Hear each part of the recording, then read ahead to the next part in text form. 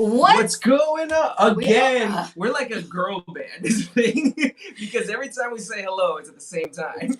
Welcome back to Bubble Bath Stories, folks. This is Manny Oso. I'm Nikki Trent. And we got a great special guest today. We've actually looked forward to this for a while, ever since our drinking games were going on.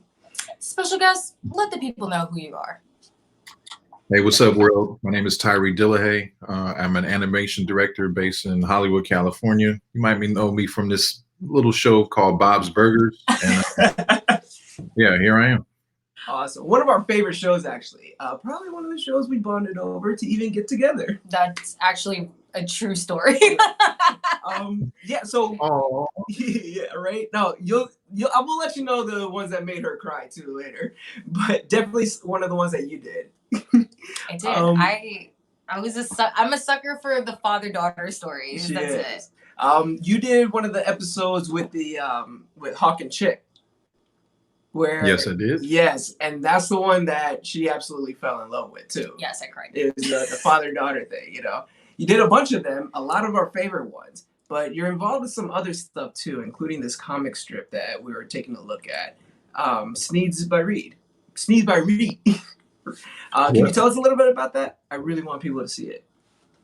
Yeah, and it's totally fine. You pronounce it either way you want, but it's Sneds or Sneeds. But basically, it's sneaker plus heads equals Sneds.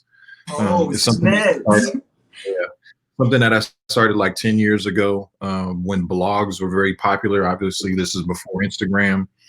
And it was kind of an outlet for me to kind of give this love language of comics through sneakers, using sneakers as a muse, and kind of tell these insular stories in the community that we can all bond and laugh over. Yeah. But to give you a little quick blurb, it's about the misadventures and adventures of two sneakerheads, D and Nacho. D is short for Dwayne, and Nacho is short for Ignacio. Which is true, yeah. Yeah, it is. It is.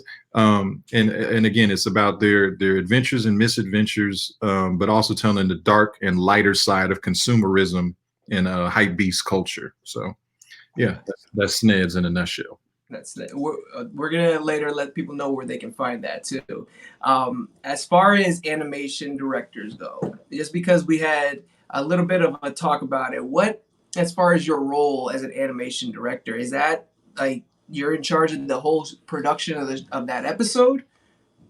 Yeah, well, right now, currently I'm directing a project over at Sony Pictures Animation, and that process is a lot different than television. But in my experience in 15 plus years in this industry, an animation director is not that different than a live action director.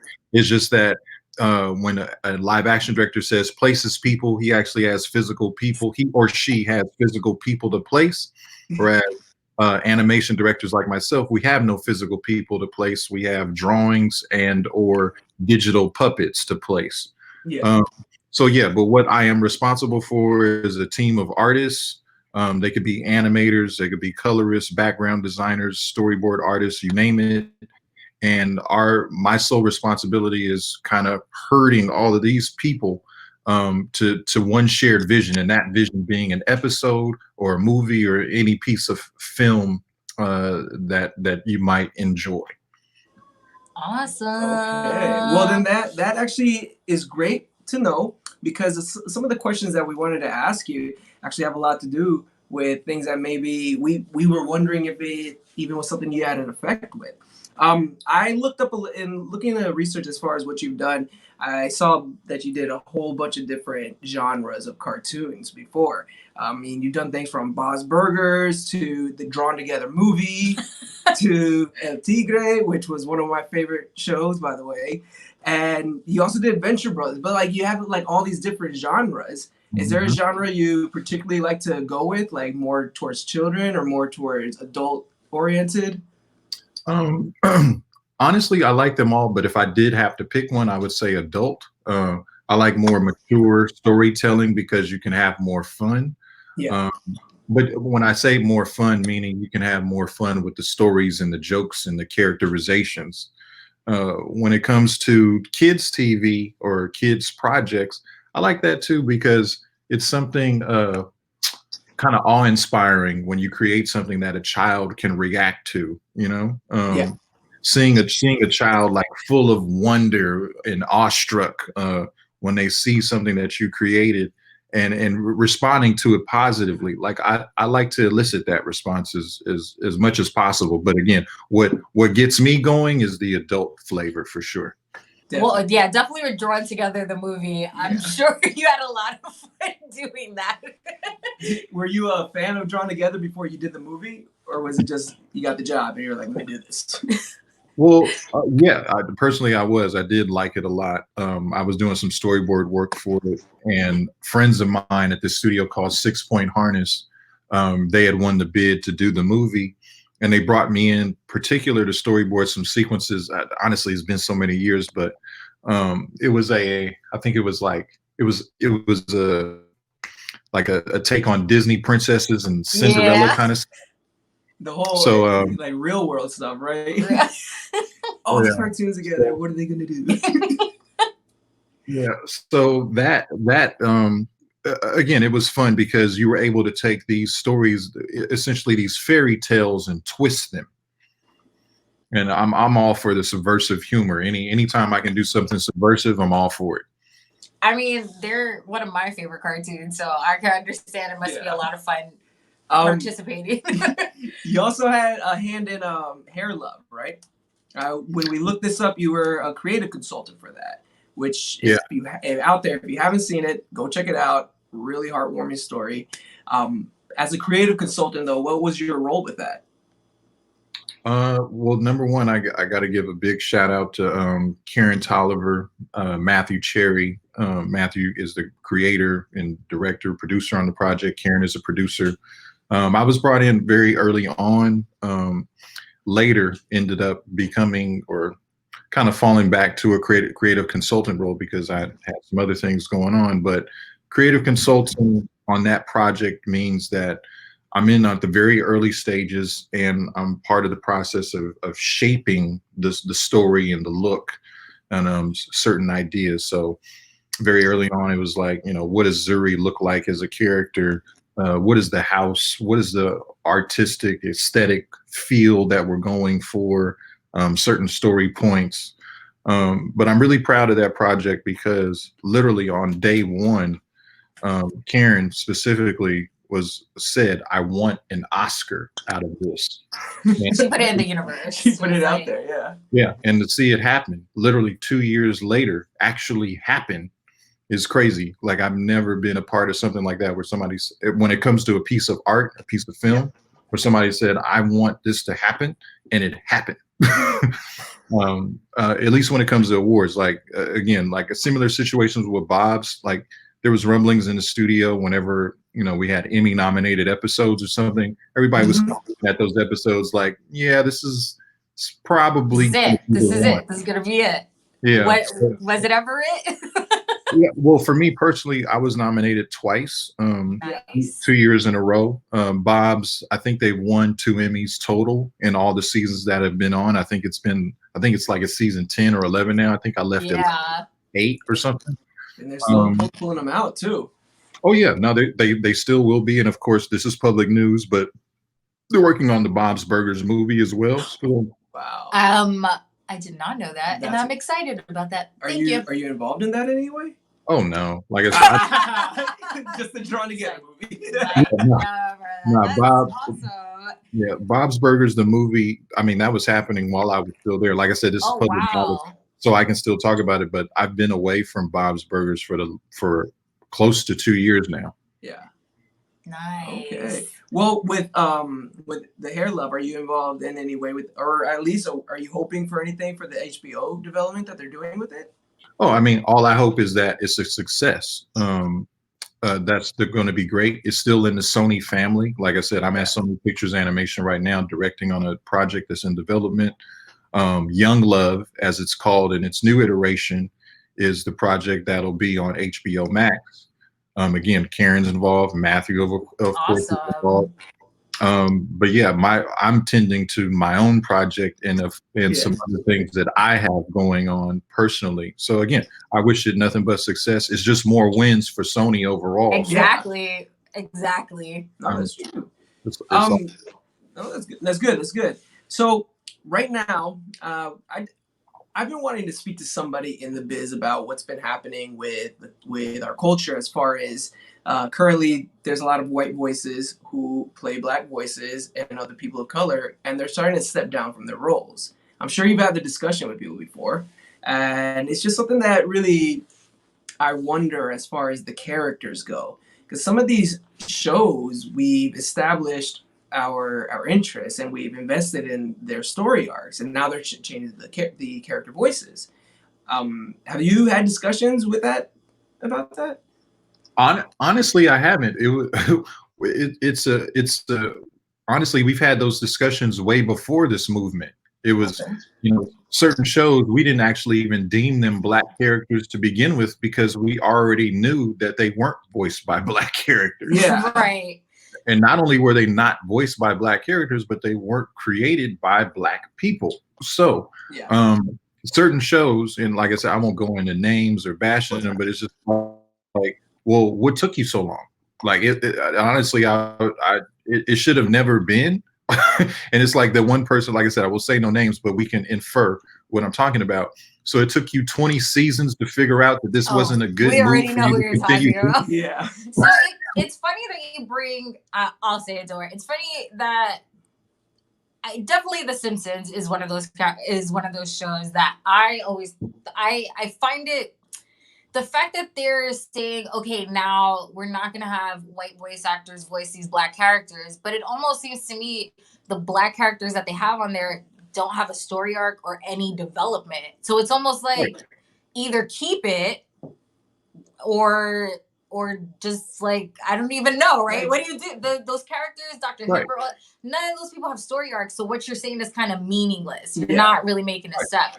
But for instance, we're big fans of Big Mouth, and we see that Jenny Slate plays Missy, who is this mixed girl who's going through puberty and doing all that. Like, it makes sense why Jenny would step down, because you should have somebody who can connect to the character a little bit more, who is mixed, who has gone to school as a mixed girl, who's going through puberty.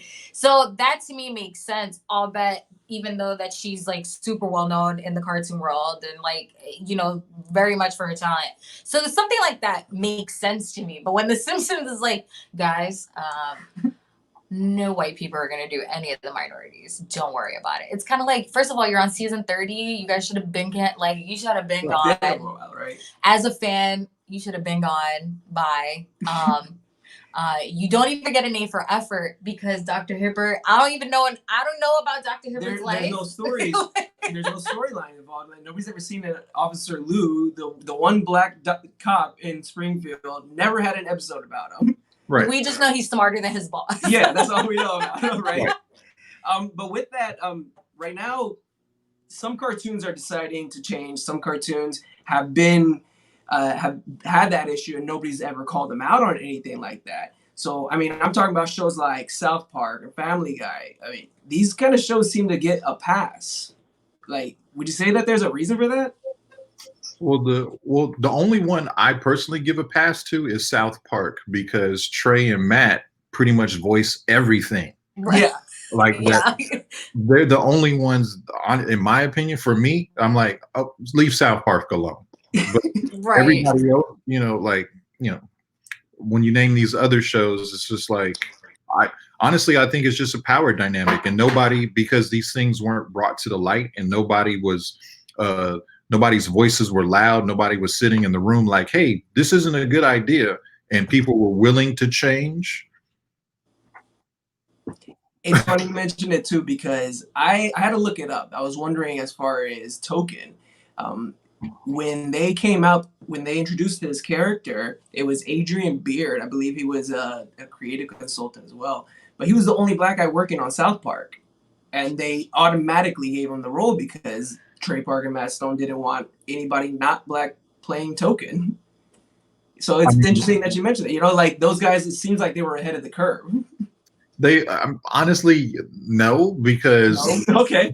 Because I mean, look, it's still a joke. It's called Token, right? So, I mean, it's actually kind of racist when you think about it. But like I said, Oh yeah, Kind of.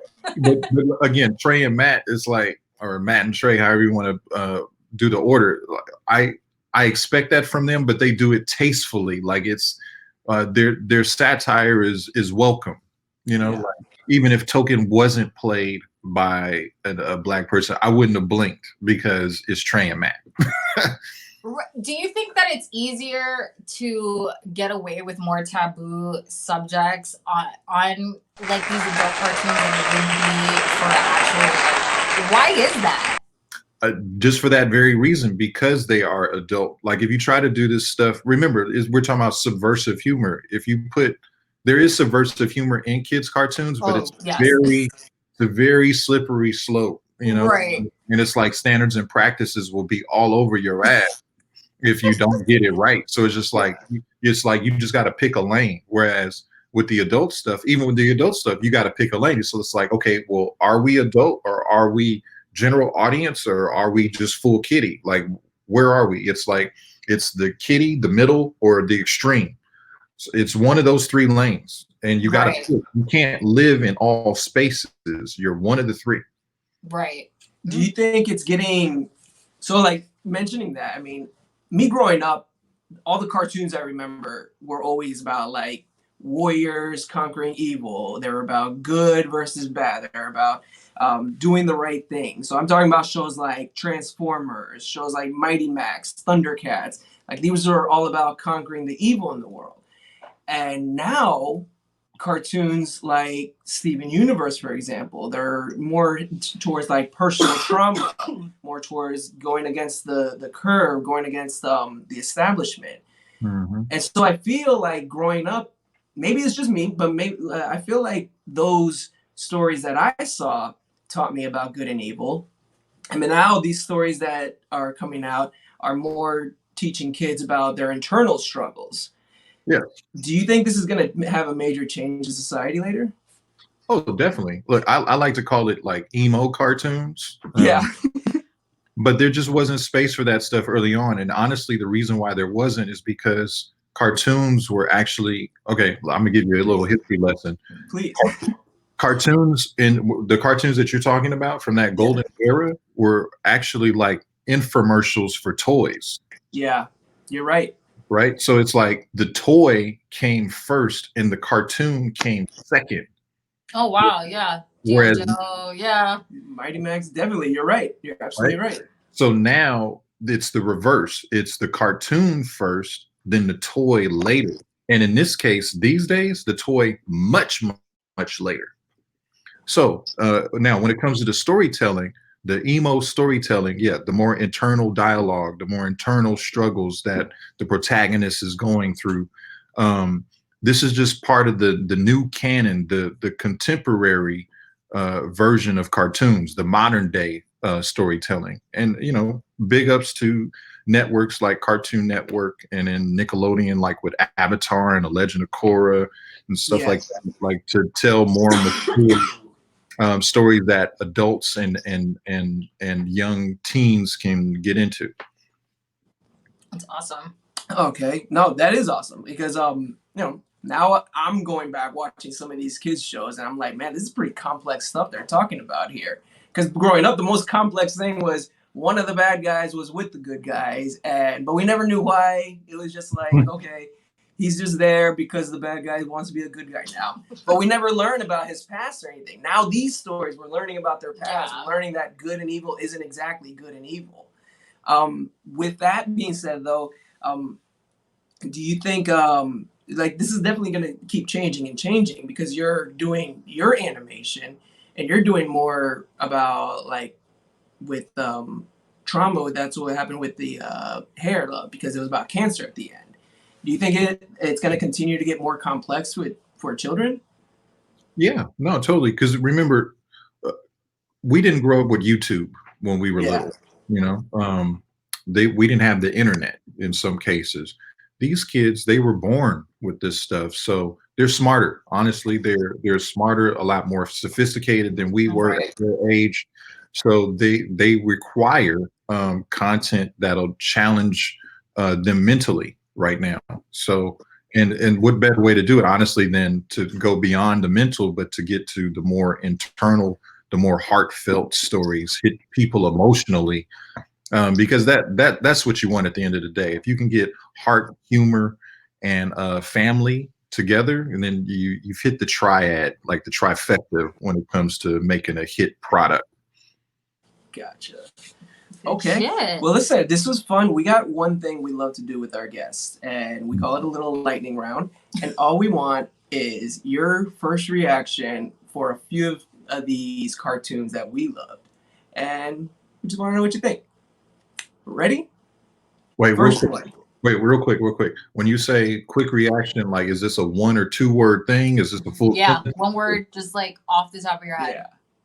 Yeah. Okay. We got some good ones, Yeah. so I hope you're ready. First one, Dragon Ball Z. Corny. Oh, wait.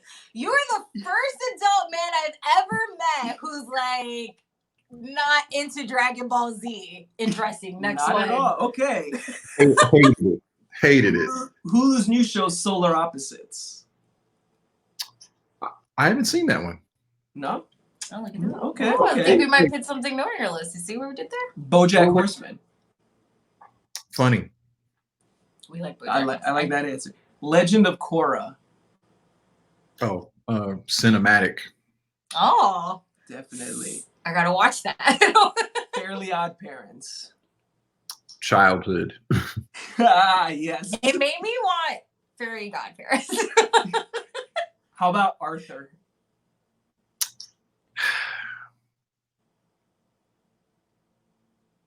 Stale. I learned so much from Arthur. What is it? Because of the fist meme? Is that why? Because everybody always is it the fist meme? Honestly, no. Like when Arthur, I remember very vividly when it came out. Arthur was just, it wasn't that great to me. Like No? It is a PBS cartoon. Yeah. So like I was way older. This is like Arthur. oh, okay. I wasn't. I guess. Yeah, All like, right. How about this one? Arthur is like, that shit's kiddie. Like that was kiddie for me. Hey, they dealt with some real issues on that show. No, I mean, I get it, but like for me, I'm like, I'm not watching Arthur. Like, what do you think of King of the Hill? 2 things: ugly but real. Yes. Oh, yes. The Very. characters were never attractive. Yeah. I hated the drawings, but they dealt with some real stuff. And Like it's his no booty. What was it called? No acetone or No acetone or something. Yeah. All right. Let's see if you remember this one. Hysteria. Hysteria. You got to check that out. That's something you should YouTube. You should definitely YouTube that.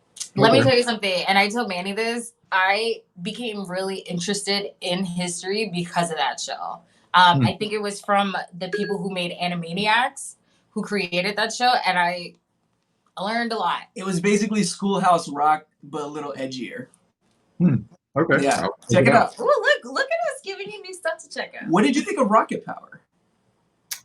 I had a love-hate relationship with Rocket Power. Wait, I need to know. Okay, wait, I need to know why. Again, it was ugly. Look, I know it well. Klasky Chupo. They made they the house that Nickelodeon built, essentially, or the studio that built Nickelodeon. Klasky Chupo, very Wild Thornberrys, Rugrats, Right. Rocket Power. They made all of those shows. Klasky Chupo did for Nickelodeon. But again, it was ugly. But I love the idea of this group of multiracial kids skateboarding. Like that was one of the very early cartoons that actually had diverse cast. So I appreciate that. Okay, here's another one for you then. Kids Next Door. I love that show. I love love when they started making actual story arcs and everything. Oh yeah, of course. Yeah, no, of course. Like Did you guys like pretend to be spies? Did you guys pretend to be spies? Of course. No, he's not agreeing. All right. It was just you. I always pretend to be a spy. Futurama. Futurama was cool. It's like it was the more mature version of the Simpsons to me. Okay. Oh wow, I didn't And even correlate those. And our last one, Clone High. Clone High, it was all right. Yeah. It only lasted a season. So there's a lot of cartoons that are coming, like Beavis and Butthead. For some reason, they think it's a good idea to bring back. Is there a cartoon that you're like, if anybody should be coming back, it should be this show? That's a tough one. Well, I mean, already number one, they're bringing back the Boondocks, so that's good. Yeah. And actually, this will be a recent cartoon, but I think they should have continued it. Is Tron Uprising. Okay. Oh, I don't know that one. They had that on Netflix, right? It was a Disney show. Actually, Yeah. it's the most beautiful cartoon. When I say cartoon, I should beautiful piece of American animated film on television in years, decades, probably. Interesting. That's good. Gotta check that out. Definitely. Wait, you did have we know that you're a sneakerhead, and we were Manny decided to tell me the story, and he feels I overreacted. So we thought we would ask a sneakerhead to see what the take is. Go ahead, tell him the story. So I was never a huge sneakerhead myself. I can appreciate a good pair of shoes for what they look like. I can definitely appreciate why somebody would collect shoes as well. Like I get it. I was never into it. I was more into durability and practicality. My Chucks last me forever. And so when I bought my first pair of Jordans, totally got sold on this, by the way, because the girl was like, you should buy this shirt. It'll match it. These are special edition. They're not making these green and red ones anymore. They were flights, right? And so I'm wearing those. The first time I started wearing them a lot is when I first moved to New York and it started snowing because I didn't have snowshoes. I'm so First embarrassed. mistake. I'm so sorry. I'm so embarrassed. So sorry. And like I said, I wasn't much of a sneakerhead, so I didn't get a lot of the stuff. I didn't know why they needed a strap on there. And so I cut the strap off because it kept hitting my ankle. If you want to end this interview right here, we won't blame you. And then when people started asking me why I was playing basketball in them, I would tell them because they're basketball shoes. That's my one Jordan story. Wow. Hey, look, we all can't be able.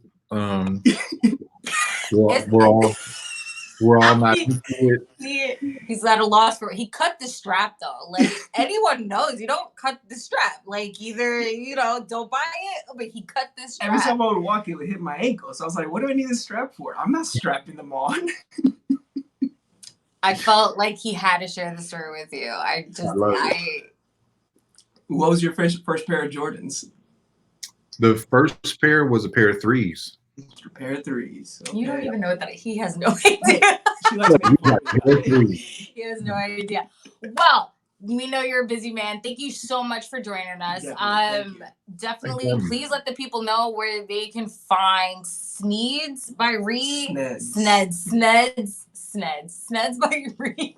Either one is fine. It's I'm not a sneakerhead either, but I know not to cut the strap off the Jordans.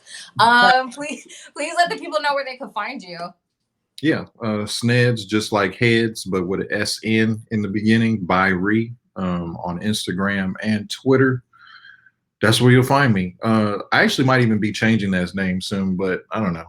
I'm going through some artist stuff, and quarantine is making me crazy. So who knows? Right, all of us, man. And you guys can find out what we're up to. You can find us at Bubble Bath Studios at Facebook and Instagram. And you can find me at Nikki Trends on Instagram. And I'm at Got No Time for This. And thank you again so much for joining us. And to all you lovely duckies out there, we will see you next week. Thanks. Bye. Bye.